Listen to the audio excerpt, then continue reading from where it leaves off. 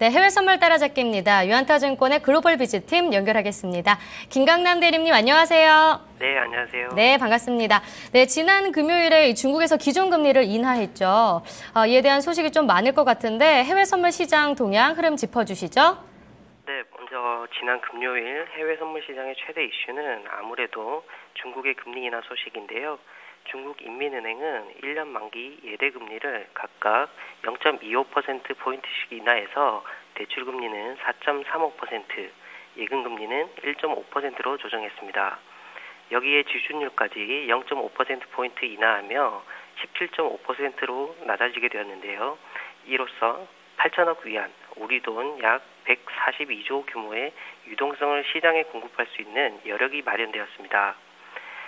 이처럼 미시비와 함께 중국까지 통화 확장 정책의 움직임을 보이게 되면서 시장은 글로벌 경제가 살아나는데 탄력을 받을 수 있을 것이란 기대감이 커지게 되었고요. 이로써 금요일 글로벌 증시는 강세를 보이며 미국 나스닥 지수는 2.3%, 독일 닥스 지수는 2.9% 상승 마감하였습니다. 그리고 중국의 소식은 증시뿐만 아니라 글로벌 통화 시장에도 상당한 영향을 주는 모습이었는데요.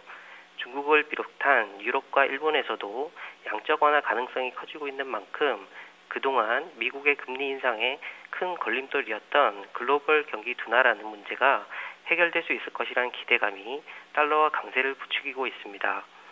달러와 인덱스는 최근 7일 연속으로 상승세를 보이고 있고요. 특히 유로화 대비 달러화 강세가 두드러지는 모습을 보이며 유로 대비 달러화는 약 1% 가까이 하락 마감하였습니다. 네, 그렇다면 이번 주 예정된 좀 주목할 만한 이슈와 상품은 어떤 게 있을까요? 네, 이번 주는 중요한 이벤트들이 많이 예정되어 있는데요. 그 첫 번째는 26일부터 29일까지 진행될 중국의 오중전회입니다. 이때 2016년부터 20년까지 향후 5년간 국가 발전과 경제 발전 방안을 결정하게 되는데요. 이번 회의를 통해 중국의 경제 성장률 목표치가 하향 조정될지 그 결과를 주목해 보셔야겠습니다. 전문가들 상당수는 기존의 목표치인 연평균 7%에서 6.5%로 하향 조정될 것으로 전망하고 있습니다. 그리고 두 번째는 한국 시간으로 목요일 새벽에 예정된 미국 FOMC 금리 발표입니다. 결론부터 말씀드리면 이번 10월 회의에서는 금리 인상이 결정되기는 힘들며 12월 인상 신호를 보다 강하게 내놓을지 이 부분을 주목해 보셔야겠습니다.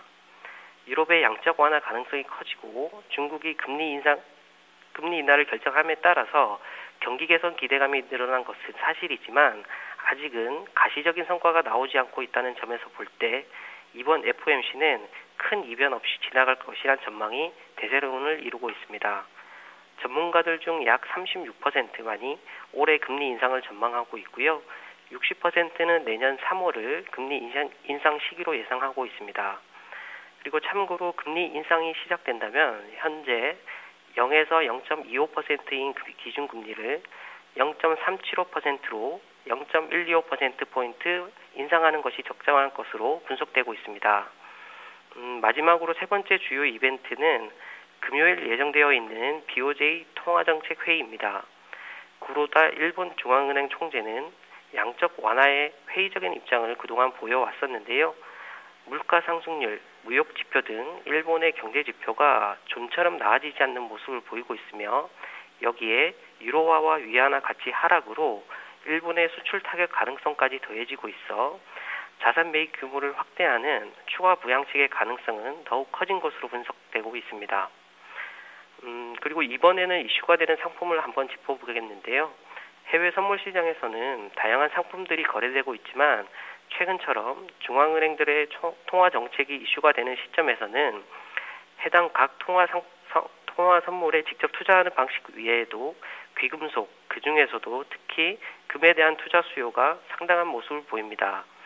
이를 반영하듯이 최근 헤지 펀드들의 골드 매수 미결제 수량은 지속적으로 증가하고 있는 추세를 보이고 있으며 미국의 금리 인상 시점과 각국의 부양 정책 등의 영향으로 거래량과 변동성이 확대되고 있습니다.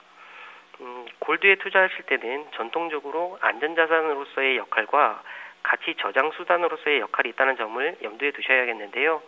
예를 들어 주식시장이 하락하거나 통화 가치가 하락세를 보일 경우 골드 가격은 상승세를 보이며 반대의 경우 골드는 하락세를 보이는 특징이 있습니다. 세계 많은 거래소에서 금 선물이 거래되고 있지만 그 중에서도 미국 CME 거래소가 가장 대표적인데요. 하루 23시간 거래가 가능하며 100온스, 즉 한 계약은 0.1달러 단위로 호가가 형성되어 호가당 10달러의 손익이 반영되게 됩니다. 증거금은 현재 4,125불 정도 수준이며 레버리지는 약 28배로 상당히 높은 수준을 보이고 있다는 점을 참고하셔야겠습니다. 네, 말씀 잘 들었습니다. 네, 감사합니다. 네, 해외 선물 따라잡기였습니다.